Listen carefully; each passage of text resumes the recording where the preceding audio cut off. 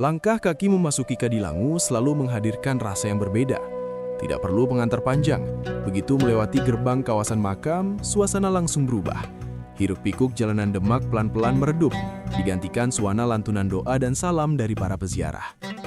Kompleks makam ini berada di Desa Kadilangu, sekitar 2 km dari pusat kota Demak dan tak jauh dari Masjid Agung Demak. Dari area parkir, peziarah berjalan menyusuri lorong yang dipenuhi kios kecil penjual tasbih, peci, minyak wangi, hingga buku doa. Aroma bunga tabur bercampur dengan bau kayu tua dari bangunan sekitar, menghadirkan kesan sakral yang khas. Memasuki gerbang utama, arsitektur Jawa terasa kuat. Pintu kayu besar, dinding bercat putih, serta atap bergaya joglo menjadi penanda bahwa ini bukan sekedar tempat pemakaman biasa. Di dalamnya terdapat beberapa makam keluarga dan keturunan, sebelum akhirnya sampai pada cungkup utama, tempat Sunan Kalijaga dimakamkan. Di hadapan makam itulah biasanya orang terdiam, bukan karena megahnya bangunan, tetapi karena kesadaran akan sejarah panjang yang pernah berpijak di tanah ini. Sunan Kalijaga, yang dikenal luas sebagai Raden Said, adalah tokoh dakwah abad ke-15 yang memilih pendekatan budaya dalam menyebarkan Islam di Jawa. Ia berdakwah melalui wayang, tembang, dan tradisi masyarakat, sebuah metode yang membuat ajaran Islam diterima tanpa benturan keras. Namun, ziarah ke sini bukan hanya tentang mengenang sosok wali. Banyak peziarah datang membawa doa pribadi, memohon ketenangan, memohon kelapangan rezeki, atau sekedar mencari keteduhan hati. Ada yang membaca Yasin bersama keluarga, ada pula yang duduk bersila dalam diam, menengadahkan tangan dengan khusyuk. Suasana paling syahdu biasanya terasa di pagi hari. Cahaya matahari masuk perlahan dari sela pepohonan, menerangi halaman makam yang bersih.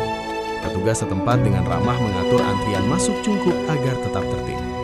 Pada hari-hari tertentu seperti Jumat Kliwon atau menjelang Ramadan, jumlah peziarah meningkat tajam. Mereka datang dari berbagai daerah di Jawa, bahkan luar pulau. Di sekitar kompleks, kehidupan masyarakat berjalan berdampingan dengan aktivitas ziarah. Anak-anak melintas sepulang sekolah, pedagang menyapa ramah, dan sesekali terdengar azan dari musola sekitar. Tradisi tahunan seperti penjamasan pusaka juga masih dilakukan oleh keturunan dan pengelola makam, menandakan bahwa tempat ini hidup dalam kesinambungan adat dan agama. Secara historis, tahun wafat Sunan Kalijaga tidak memiliki satu catatan tunggal yang benar-benar pasti.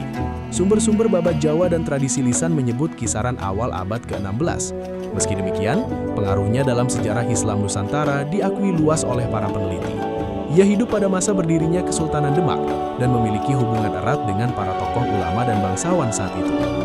Ziarah ke Kadilangu pada akhirnya bukan hanya perjalanan fisik, tetapi perjalanan batin. Di tempat ini, orang belajar bahwa dakwah bisa berjalan seiring budaya, bahwa kelembutan dapat menaklukkan kerasnya zaman. Makam Pua ini menjadi saksi bagaimana nilai Islam menyatu dengan tanah Jawa.